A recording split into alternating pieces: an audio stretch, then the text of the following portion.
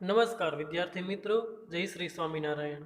ધોરણ 6 વિષય સામાજિક વિજ્ઞાન, પાઠ 8 ભારત વર્ષની ભવ્યતા, ભાગ 2, જેની અંદર આજે આપણે આગળ અભ્યાસ કરીશું. તો તમારે તમારું પાઠ્યપુસ્તક પેન પેન્સિલ લઈ અભ્યાસ કરવા બેસવાનું છે. બી, ધર્મેતર સાહિત્ય. જોઈએ આપણે તેની અંદર, જેમની વિષય વસ્તુ ધર્મની બહાર છે તેવા સાહિત્યિક ગ્રંથો ધર્મેતર સાહિત્ય તરીકે ઓળખાય છે. વિદ્યાર્થી મિત્રો, આપણે બીની અંદર જોઈએ કે ધર્મેતર સાહિત્ય, તો કે જેમની વિષય વસ્તુ છે એ ધર્મની બહાર છે તેવા સાહિત્યિક જે ગ્રંથો છે તેને ધર્મેતર સાહિત્યિક ગ્રંથ તરીકે ઓળખવામાં આવે છે.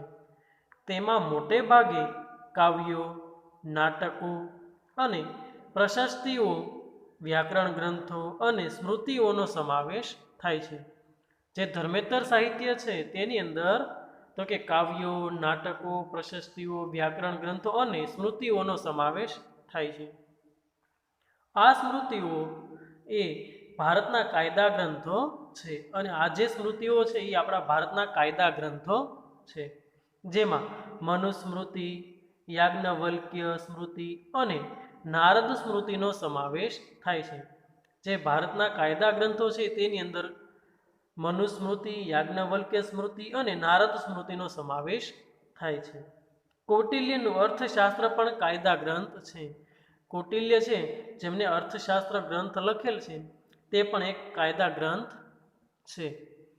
પ્રાચીન ભારતમાં મોટા પ્રમાણમાં નાટકો અને કાવ્યોની રચના થઈ છે. આપણા પ્રાચીન ભારતમાં, આપણા પહેલાંના સમયમાં, પહેલાંનું આપણું જે ભારત હતું ત્યારે મોટા પ્રમાણમાં નાટકો અને કાવ્યોની રચના થઈ છે, જેમાં મહાકવિ ભાસ, કાલિદાસ, શુદ્રક, ભારવી જેવા મહાન સાહિત્યકારોનો સમાવેશ થાય છે. એટલે કે જે મહાકવિ ભાસ, કાલિદાસ, શુદ્રક, ભારવી એ લોકોએ સાહિત્યની રચના કરેલી છે. આવા અગત્યના મહાકાવ્યો અને નાટકોમાં અભિજ્ઞાન શાંતુકલમ, રઘુવંશમ, મેઘદૂતમ, કિરાતાર્જુનિયમ, સ્વપ્નવાસોદત્તમ અને મુચ્છકટિકમ વગેરેનો સમાવેશ થાય છે. અને આ જે આવા અગત્યના મહાકાવ્યો છે અને નાટકો છે તો એની અંદર આવા નાટકો અને મહાકાવ્યોની સમાવેશ થાય છે. દક્ષિણ ભારતમાં એક વિશિષ્ટ સાહિત્ય જેને સંગમ સાહિત્ય કહેવામાં આવે છે. તમે અહીં જોઈ શકો છો ફોટા દ્વારા, તો કે દક્ષિણ ભારતમાં એક વિશિષ્ટ અલગ પ્રકારનું સાહિત્ય છે જેનું નામ છે સંગમ સાહિત્ય. તેની રચના ઈસવીસનની પ્રથમ 3 સદીઓમાં થઈ હતી. અને જે સંગમ સાહિત્ય છે તેમની રચના છે ઈસવીસનની પ્રથમ શરૂઆતની 3 સદીઓમાં થઈ હતી. મદુરાઈમાં 3 સંગમ એટલે કે સભા મળવું, જેમાં 1600 જેટલા લોક કવિઓએ વીર કાવ્યોની રચના કરી છે. એટલે કે મદુરાઈની અંદર સ્થળ છે ત્યાં 3 સંગમ એટલે કે 3 જે સભા ભરણ, એકથી વધારે લોકો ભેગા થાય, આપણે એને સભા કહીએ છીએ.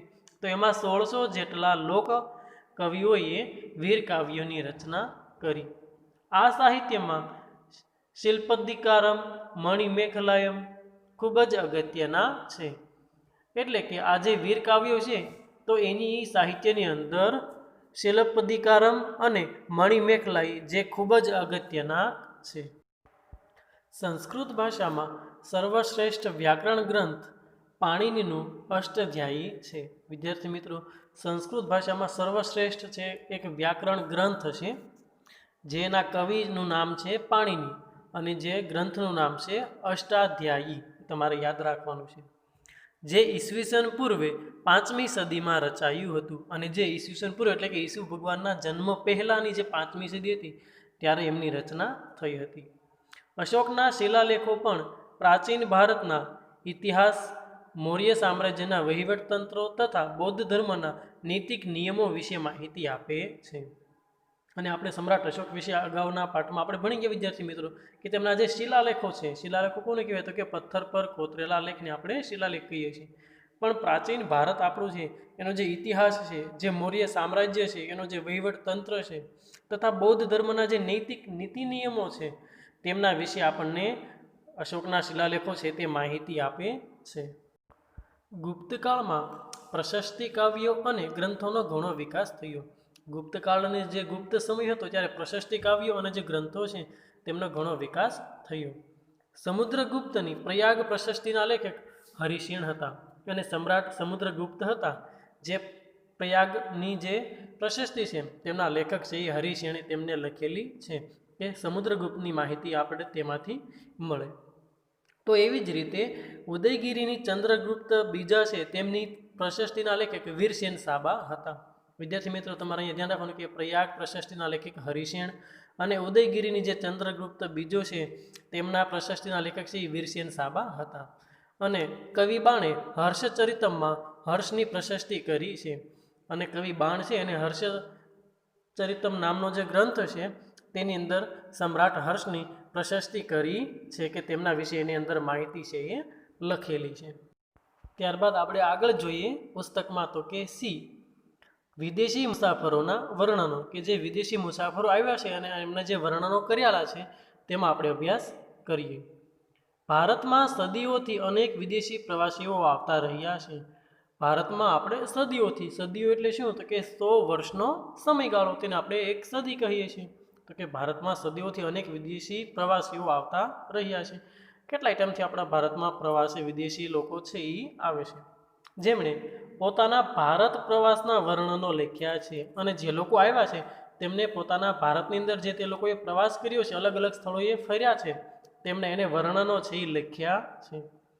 તેમની આ પ્રવાસ નોંધોમાંથી ભારતીય સંસ્કૃતિ અને પ્રજાજીવનની માહિતી મળે છે. અને આપણને તેમની જે નોંધો છે તેમાંથી આપણને ભારતીય જે સંસ્કૃતિ છે કે આપણી રહેણી કરણી અને પ્રજાજીવનની જે માહિતી છે, લોકો કેવી રીતે જીવન જીવતા, કેવી રીતે રહેતા, ખાતા પીતા વગેરેની માહિતી છે આપણને પ્રજાજીવનની માહિતી મળે છે.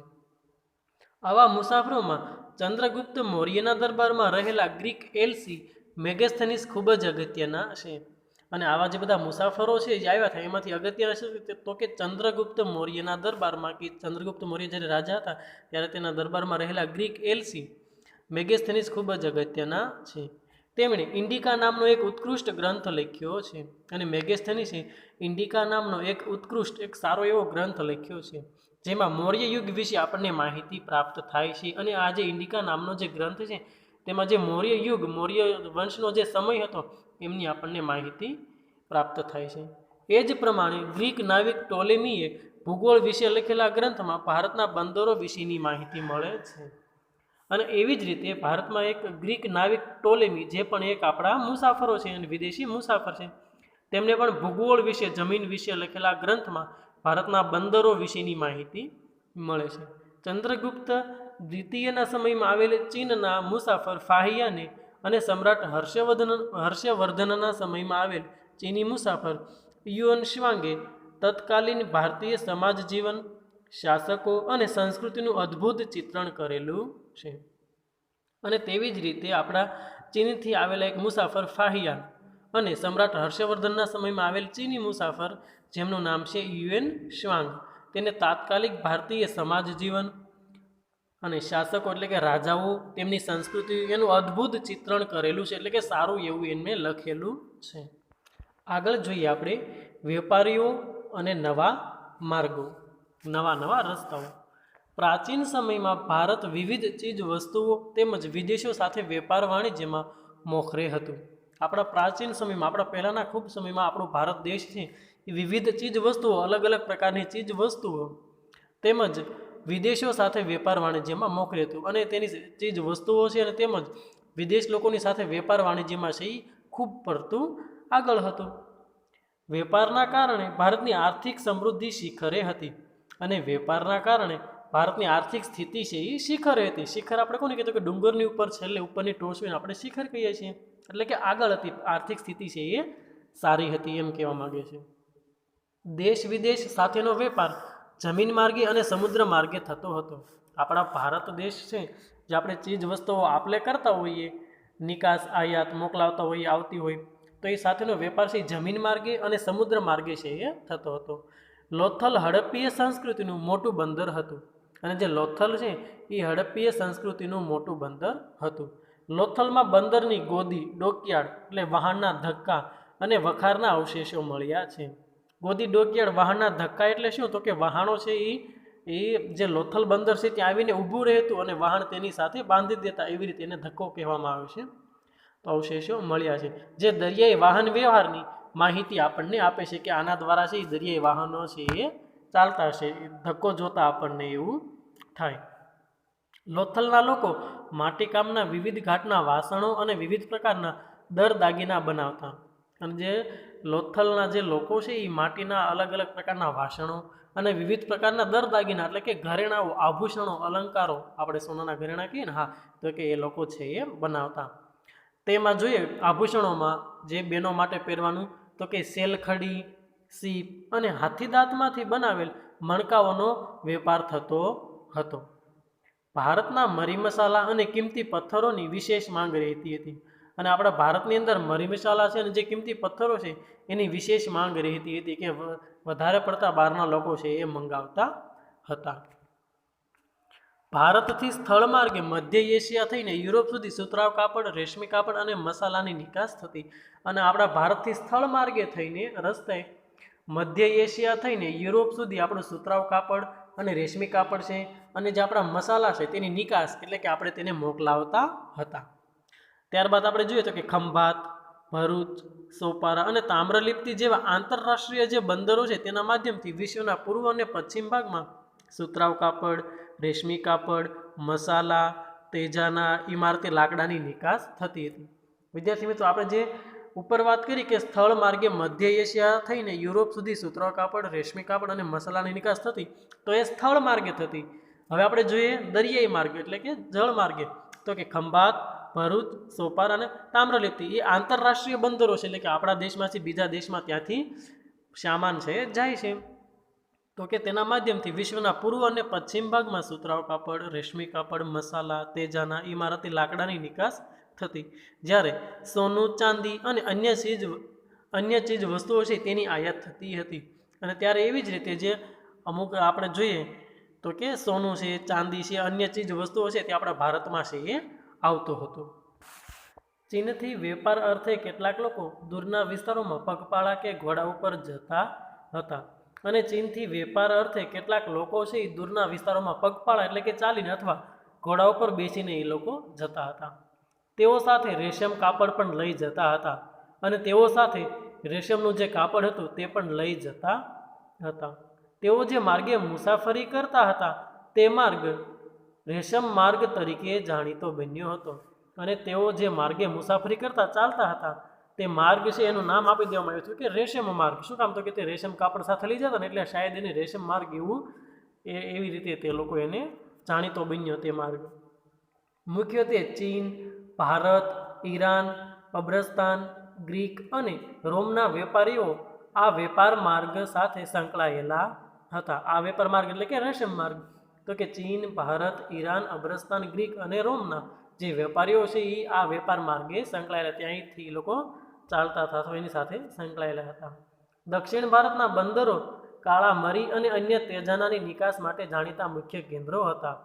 અને દક્ષિણ ભારતના જે બંદરો છે એ કાળા મરી, આપણે જે તીખા કહીએ છીએ ને, તો કે હા, તો કે કાળા મરી અને અન્ય જે બીજા ચીજ વસ્તુઓ છે જે મસાલાઓ છે તેમના માટેના નિકાસ માટેના એ જાણીતા મુખ્ય બંદરો હતા. હવે આપણે વાત કરીશું પ્રાચીન ભારતમાં ચિત્રકલા. જોઈએ તેની અંદર ચિત્ર મનુષ્યના મનોભાવને પ્રગટ કરતું વિશિષ્ટ માધ્યમ છે.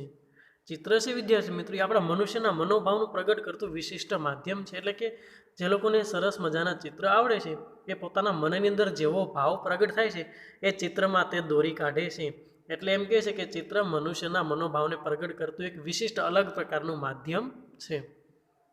સાથે સાથે તે જે તે સમયની વાસ્તવિક પરિસ્થિતિનું પણ ચિત્રણ કરે છે અને સાથે સાથે તે જે તે સમયની વાસ્તવિક પરિસ્થિતિનું પણ ચિત્રણ કરે છે. દાખલા તરીકે આપણે જોઈએ કે એક ચિત્રકાર છે એ તમે કહો એ વ્યક્તિનું ચિત્ર દોરી આપે છે જે કપડાં પહેર્યા હોય એને જેવા કલરના પહેર્યા હોય એવું. તો દાખલા તરીકે અત્યારનું ચિત્ર જો બનાવે હાલના સમયનું, વર્તમાન સમયનું, તો અત્યારનો કેવો સમય છે? કોરોના કાળ છે. તો એ જે ચિત્રકાર છે એ ચિત્ર બનાવે છે તો સાથે સાથે જે વ્યક્તિ છે એને સ્વાભાવિક છે કે માસ્ક ફરજિયાત મોઢે પહેર્યું છે. તો એ કેવું ચિત્ર બનાવશે? તો કે જે વ્યક્તિ છે એને માસ્ક પહેરેલું હોય એવું ચિત્ર બનાવશે. તો વાસ્તવિક પરિસ્થિતિનું ચિત્રણ થયું ને, તો કે હા, તો કે એવી રીતે પણ વાસ્તવિક પરિસ્થિતિનું ચિત્રણ પણ ચિત્ર છે એ કરે છે. ભારતમાં સૌથી જૂના ચિત્રો પાષાણ યુગના મળી આવે છે. એટલે કે આપણા ભારતના સૌથી જૂના ચિત્રો છે એ પાષાણ યુગ કે સૌથી જૂનો યુગ છે તેના પથ્થર યુગના છે ત્યારથી આપણને મળી આવે છે. મધ્યપ્રદેશમાં ભીમબેટકા નામના સ્થળેથી પાષાણ યુગના સમયની આદિમ જનજાતિએ દોરેલા 500 કરતાં પણ વધારે ચિત્રો મળી આવેલ છે, જે આજે પણ એટલા જ જીવંત છે. મધ્યપ્રદેશમાં ભીમબેટકા નામના સ્થળેથી જે પાષાણ યુગ છે એના સમયની જે આદિમ જનજાતિના જે લોકો હતા, જે આદિવાસી હતા, એ દોરેલા 500 જેટલા એનાથી પણ વધારે ચિત્રો મળી આવે છે, જે આજે પણ એવી સ્થિતિમાં છે. આ સિવાય અજંતા, ઇલોરા અને બાઘની ગુફાઓમાં તથા અમરાવતીમાં ભારતીય સંસ્કૃતિ સાથે સંકળાયેલા ચિત્રો મોટા પ્રમાણમાં મળી આવે છે. આપણે જે અગાઉ વિદ્યાર્થી મિત્રો જે ભીમબેટકાની ગુફાઓ ચિત્ર વાત કરી એ ઉપરાંત અજંતા, ઇલોરા છે અને જે બાઘની ગુફાઓમાં તથા અમરાવતીમાં આવેલ ભારતીય સંસ્કૃતિ સાથે સંકળાયેલા ચિત્રો મોટા પ્રમાણમાં આવા સ્થળેથી પણ મળી આવ્યા છે. અજંતા ઇલોરાના ચિત્રો વિશ્વ વિખ્યાત છે. આપણા જે અજંતા અને ઇલોરાના ચિત્રો છે ઘણા વિદ્યાર્થીઓએ જોયા છે, તો કે એ આખા વિશ્વની અંદર વખણાય છે, જેમાં બુદ્ધની જાતક કથાઓને અને બુદ્ધની સાધનાને ચિત્રોમાં વ્યક્ત કરવામાં આવ્યા છે. કે જે આ જે અજંતા ઇલોરાના જે ચિત્રો જે વિશ્વ વિખ્યાત છે, જે વિશ્વમાં વખણાય છે, તેમાં ભગવાન બુદ્ધ છે તેની જાતક કથાઓને અને બુદ્ધની જે સાધનાઓ છે એ ચિત્રોમાં વ્યક્ત, એવા ચિત્રો દોર્યા છે કે ચિત્રોમાં વ્યક્ત થાય છે. પદ્મપાણીનું વિશ્વ વિખ્યાત ચિત્ર ભારતીય સંસ્કૃતિનું ઘરેણું છે અને પદ્મપાણીની નામનું જે ચિત્ર છે વિદ્યાર્થી મિત્રો એ આપણા આખા વિશ્વની અંદર વિખ્યાત છે. એ ચિત્ર આપણા ભારતીય સંસ્કૃતિનું ઘરેણું છે, આપણું ભારતીય સંસ્કૃતિનું ઘરેણું છે એમ. તો ઇલોરાનું શિવ મંદિર એ જ શિલામાંથી કોતરાયેલું મહાન શિલ્પ છે. તો કે જે ઇલોરાની અંદર જે શિવ મંદિર આવેલું છે કે જે એક જ શિલામાંથી એટલે કે એક જ પથ્થરની અંદરથી આખું મંદિર છે એ કોતરેલું છે, જે મહાન શિલ્પ છે, ખૂબ મોટું શિલ્પ છે કે આખો એક જ પથ્થર અને એની અંદર છે એ શિવ ભગવાનનું મંદિર છે આવેલું. તમે ઇલોરા ક્યારેક મહારાષ્ટ્રમાં જાઓ તો એની અવશ્ય મુલાકાત લેવી.